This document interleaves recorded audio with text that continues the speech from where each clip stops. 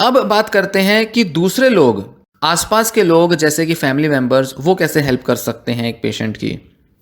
अगर आप किसी ऐसे पर्सन के केयर टेकर हैं, केयर गिवर हैं, जिसको कि आवाज़ें सुनाई दे रही हैं, तो आपको समझ नहीं आएगा कि वो क्या एक्सपीरियंस करते हैं, क्यों उनको ये आवाज़ें सुनाई देती हैं, क्यों वो इतना रिएक्ट करते हैं, क्यों वो इन पर इतना बिलीव कर लेते हैं, क्यों वो इनको इतना रियल मान लेते हैं। बहुत मुश्किल होगी ये सब समझने में।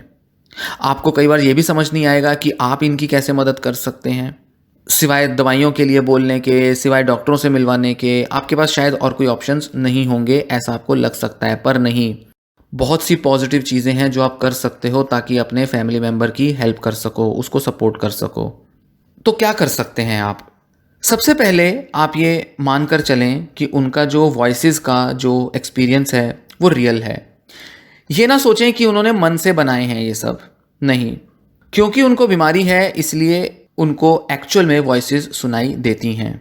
हर किसी का वॉइसेस को सुनने का एक्सपीरियंस कुछ यूनिक होता है, कुछ निजी पर्सनल होता है, और वो अपनी वॉइसेस के बारे में अलग अलग तरह से सोचते हैं। इसलिए आप पेशेंट से बात करें और जानें कि वो कैसे इन वॉइसेस को समझते हैं, क्या जानते हैं इनके बारे में, वो वॉइसेस इनको क्या कहती हैं, और जैसा भी उनका अनुभव है उसको एक्सेप्ट करें, उसको रियल मानकर एक्सेप्ट करें। भले ही आपको समझ ना आए कि ये क्या हो रहा है, क्या नहीं हो रहा है, कैसे हैंडल करना है, क्या करना है, नहीं, कुछ भी समझ ना आए तो भी आप एक्सेप्ट करें कि हाँ, कुछ तो उनके साथ हो रहा है, कुछ तो प्रॉब्लम है जो वो फेस कर रहे हैं। इसी के साथ नेक्स्ट एक बहुत ज़रूरी चीज़ होगी, वो ये कि बहुत ज़्यादा जजमेंट्स ना पास करें। उनको अपने हिसाब से समझने की, देखने की कोशिश ना करें।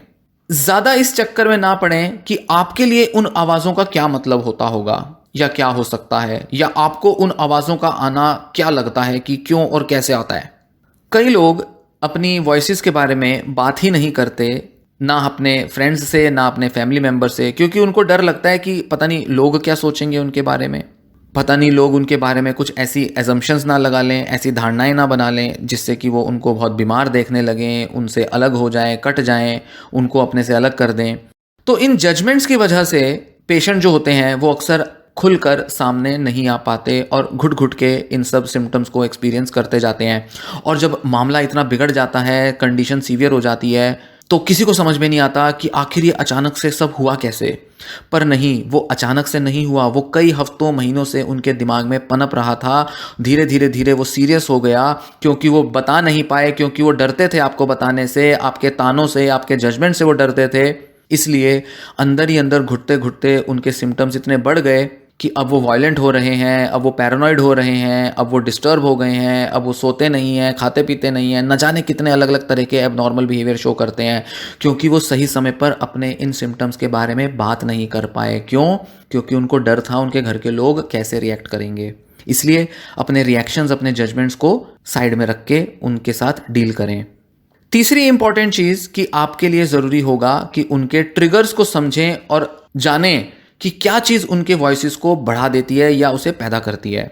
क्या कोई ऐसी सिचुएशंस हैं जिसमें उनको ज़्यादा वॉइसेस सुनाई देती हैं, या वो कुछ ऐसा सोचते हैं या कुछ ऐसा वो फील करते हैं जिसकी वजह से वॉइसेस बढ़ जाती हैं। कोई ऐसी चीज़ें हैं जो उनको तनाव देती हैं जिसकी वजह से वॉइसेस बढ़ती हैं। ये सब आपको जानना होगा ताकि आप पेशेंट को सही टाइम पर अवेयर कर सकें और उसको याद दिला सकें कि कैसे उसे इस डिफ़िकल्ट सिचुएशन को हैंडल करना है, ताकि उनकी वॉइसेस ना बढ़ें और वो डिस्टर्ब ना हों। ध्यान रखें कि वो सेम पर्सन हैं जो इन वॉइसेस के आने से पहले थे। इन वॉइसेस की वजह से, स्किज़ोफ्रीनिया जैसे किसी डायग्नोसिस की वजह से एक व्यक्ति का पर्सनैलिटी, एक व्यक्ति का नेचर नहीं बदल जाता। वो आज भी वैसे ही हैं, सिर्फ बीमारी ने ऊपर से उनको ढक लिया है और कुछ लक्षणों ने उनके असली पर्सनैलिटी को छिपा दिया है। एक व्यक्ति नहीं बदलता इन वॉइसेस की वजह से, इसलिए आज भी उनको वैसे ही डील करें, वैसे ही उनके साथ बात करें, उनको हैंडल करें जैसे आप पहले करते थे। बस थोड़ा सा एक्स्ट्रा केयर, थोड़ा सा एक्स्ट्रा कंसर्न, थोड़ी सी एक्स्ट्रा एम्पैथी, हमदर्दी आपसे उनको चाहिए होगी। बाकी वो आज भी वैसे ही पर्सन हैं जैसे वो पहले थे, इसलिए उनको पागल हो गए हैं, क्रेजी हो गए हैं, बदल गए हैं, बेकार हो गए हैं, किसी काम के नहीं रहे, नाकारे हो गए हैं, इस तरह के लेबल्स, इस तरह के सोच से ना समझें उनको। उनसे पूछें कि उनके लिए क्या चीज़ हेल्पफुल हो सकती है। फैमिली मेंबर्स अक्सर अपनी इच्छाएं, अपनी सोच, अपने डिसीजंस को पेशेंट्स पर थोप देते हैं। नहीं, पेशेंट से खुद पूछना चाहिए कि आप उनकी हेल्प कैसे कर सकते हैं। एजम्पशंस बनाने से बचें। उनके लिए क्या आसान है, क्या मुश्किल है, इसके बारे में आप अपने एजम्पशंस ना बनाएं, अपनी धारणाएं ना बनाएं, अपने हिसाब से ना सोचें। पेशेंट जो है उसको अलग अलग टाइम पर अलग अलग तरह से सपोर्ट चाहिए होगा, क्योंकि उसकी ज़रूरतें बदल जाएंगी, उसके हालात बदल जाएंगे, उसको अलग अलग सिचुएशंस में अलग अलग वजहों से परेशानी होगी। इसलिए हमेशा एक ही वजह से, एक ही तरह से वो वॉइसेस को एक्सपीरियंस नहीं करते, हमेशा वो एक ही वजह से तंग नहीं होते।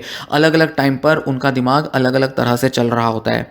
इसलिए हर बार आपको पूछना पड़ेगा कि क्या हो रहा है, क्यों वो डिस्टर्ब हो रहे हैं, किस वजह से इस बार उनको ट्रिगर हो रहा है, किस वजह से उनको ये वॉइसेस ज़्यादा आ रही हैं, इस बार ये वॉइसेस क्या कह रही हैं। हर बार ये जो वॉइसेस हैं वो एक ही बात नहीं कहती, अलग अलग टाइम पर अलग अलग सिचुएशंस में वॉइसेस का कंटेंट बदलता जाता है। वो अलग अलग बातें कहती हैं, उनको अलग अलग तरह से ताने मारती हैं। इसलिए पेशेंट से खुद ही पूछना पड़ेगा कि क्या महसूस कर रहे हैं और आप उनकी क्या मदद कर पाएंगे। इसलिए अपनी हेल्प को ऑफर करें। उनको ढांढस बंधाना ज़रूरी है, रीएश्योर करना ज़रूरी है कि वो अकेले नहीं हैं। बहुत से लोग जिनको ये वॉइसेस आती हैं, कई वजहों से वो ये नहीं समझ पाते कि दुनिया में और भी लोग हैं जिनको इस तरह के एक्सपीरियंसेस होते हैं। या तो हो सकता है फैमिली में पूरी तरह से जानकारी ना हो जिस वजह से ऐसा वो सोच सकते हैं, या फिर पेशेंट ही इस कंडीशन में नहीं है कि वो आसपास की दुनिया से जानकारी ले सके, लोगों से मिल सके, लोगों से बात कर सके, लोगों के अनुभवों को समझ सके। वो अपनी कंडीशन को और अपने जैसे दूसरे पेशेंट्स की कंडीशन को समझने में कई बार बहुत कैपेबल नहीं होता। तो ऐसे में फिर भी ज़रूरी है कि पेशेंट को एश्योर करें अलग अलग तरह से कि कैसे वो ये समझ सकते हैं कि वो अकेले नहीं हैं और भी बड़े सारे लोगों को ऐसे एक्सपीरियंसेस होते हैं। उसके लिए आप ये वीडियोस उनको सुना सकते हैं। मैं बहुत सारी कहानियाँ, स्टोरीज़ शेयर करता रहता हूँ, उसके बारे में सुना सकते हैं उनको। बताएं उनको, इन्फॉर्मेशन दें, ज़्यादा से ज़्यादा उनको समझाएं कि कैसे लोग वॉइसेस एक्सपीरियंस करते हैं, किस तरह से डिस्टर्ब होते हैं, क्या उनको किया जाना चाहिए। हर तरह से उनको जानकारी देते रहें और उनको रीएश्योर करें कि वो अकेले नहीं हैं। उनको ये बात समझना ज़रूरी है कि वो इस हद तक बीमार नहीं हैं कि ये वॉइसेस जो हैं वो हमेशा बनी रहेंगी। नहीं, उनको ये समझना पड़ेगा कि कुछ ऐसे कारण हैं जिस वजह से वॉइसेस आती हैं और कुछ ऐसे कारण हैं, स्ट्रेटजीज हैं, तरीके हैं जिस वजह से ये वॉइसेस जा सकती हैं। ज़रूरी है कि आप पेशेंट को एंकरेज करें, उनको मोटिवेट करें कि वो अपने एक्सपीरियंस के बारे में आपसे शेयर करें। हो सकता है वो आपसे बात करना चाहें, या हो सकता है वो डॉक्टर से बात करना चाहें, या हो सकता है अगर वो किसी ग्रुप में, किसी सेशंस में जाते हैं तो वहाँ लोगों से बात करना चाहें, या कोई भी ऐसा व्यक्ति जो इस तरह की आवाज़ें सुनता है या जो उनको समझ सकता है, जिस पर उनको ट्रस्ट है, उनसे उनको एक्सपीरियंस शेयर करने दें, एक्सप्रेस करने दें। लिख कर, बोल कर, रिकॉर्ड करके, कैसे भी करके उनकी बातचीत कराएं ताकि वो खुद को एक्सप्रेस कर पाएँ और थोड़ा सेफ और बेटर फील कर पाएँ। ये ना सोचें कि वो मुझसे क्यों नहीं बात करती या करता, वो दूसरों से क्यों करता है। नहीं, जैसे भी वो एक्सप्रेस करना चाहते हैं उनको करने दें। उनको इनफैक्ट एंकरेज करें, उनकी मदद करें कि वो ट्रीटमेंट के लिए डॉक्टर से मिलें, सही ट्रीटमेंट के लिए खुद मोटिवेटेड हों, और जो भी सपोर्ट मिल सकता है उसे अप्रोच करें। जब भी उनको ज़रूरत हो वो समझें कि उनको कब किस तरह के डॉक्टर के पास जाना है।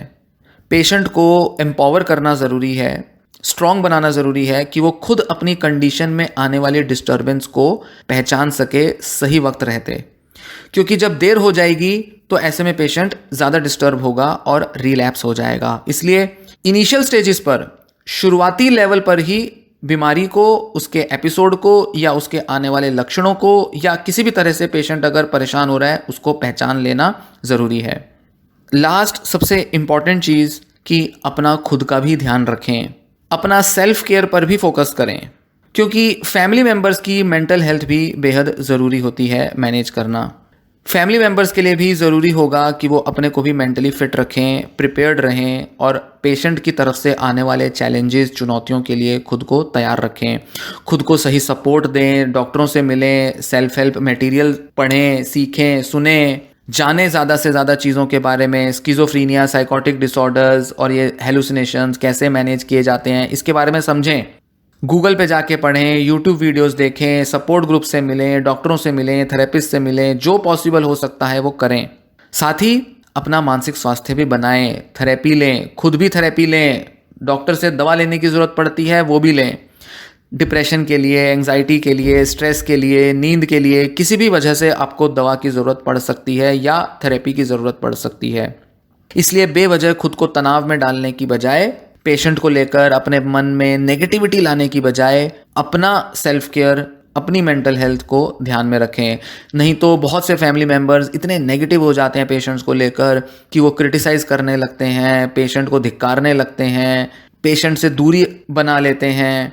और ऐसे में पेशेंट की कंडीशन तो बिगड़ती ही है और कई बार तो घर वालों की बातें ही पेशेंट की वॉइस का पार्ट बन जाती हैं, क्योंकि जो क्रिटिसिज्म पेशेंट को वॉइसेस में मिलता है वो असल में उसके आसपास के लोग ही होते हैं जिन्होंने उसको क्रिटिसाइज किया होता है, जो कि उसके वॉइसेस का हिस्सा बन जाती हैं। इसलिए घर का माहौल पॉजिटिव रखा जाए, अपना मानसिक स्वास्थ्य ठीक रखा जाए, अपने बिहेवियर, थॉट्स, फीलिंग्स पर पूरा फोकस किया जाए, उसको स्वस्थ रखा जाए, ये बेहद ज़रूरी है घर वालों के लिए भी, उनकी मेंटल हेल्थ के लिए भी और पेशेंट की मेंटल हेल्थ के लिए भी। डायरेक्ट या इनडायरेक्ट तरीके से पेशेंट और फैमिली मेंबर्स सब एक दूसरे पर असर डालते हैं। तो पेशेंट से आने वाला स्ट्रेस या फैमिली मेंबर्स के अंदर खुद पनपने वाला स्ट्रेस, सब पूरी फैमिली के, पेशेंट के, सबके स्ट्रेस लेवल्स को कंट्रीब्यूट करता है और पेशेंट की बीमारी बढ़ सकती है। इसलिए अपना भी ध्यान रखें और फैमिली मेंबर का भी ध्यान रखें। ये रही पूरी जानकारी वॉइसेस के बारे में। पूरी वीडियो में आपको मैंने कई पार्ट्स में जानकारी प्रोवाइड की कि ये जो वॉइसेस हैं इनको कैसे समझा जाता है, कैसे मैनेज किया जाता है, कैसे ये वॉइसेस जो हैं ये पेशेंट खुद मैनेज कर सकते हैं, कैसे इन वॉइसेस का इलाज किया जाता है, इसके बारे में काफ़ी सारे ज़रूरी पहलू आपसे डिस्कस किए। इस तरह की डिटेल्ड जानकारी जो मैं अपनी वीडियोस में देता हूँ उसका एक अकेला मकसद यही होता है कि फैमिली मेम्बर्स या पेशेंट खुद सही तरह से जानकारी ले पाएँ और सही डिसीजंस ले पाएँ अपनी बीमारी को लेकर, अपने लक्षणों को लेकर। साइको एजुकेट होना, अपनी बीमारी, अपने लक्षणों के बारे में पूरी सही जानकारी लेना बेहद ज़रूरी है ताकि उसे मैनेज किया जा सके और सही दिशा निर्देश लिए जा सकें। इसी मकसद से, इसी प्रयोजन से ये वीडियोस बनाई जाती हैं। वीडियोस हैं, ऑडियोज़ हैं, जो भी हैं, एक ही बात है, पर सही चीज़ को समझना पेशेंट्स और फैमिली मेंबर्स के लिए बहुत ज़रूरी होता है। तो ये वीडियो में दी गई जानकारी पसंद आई हो, वीडियो लाइक कर दें, वीडियो शेयर भी कर लें और चैनल सब्सक्राइब कर लें। ये वीडियो मैं यहीं समाप्त करता हूँ। धन्यवाद।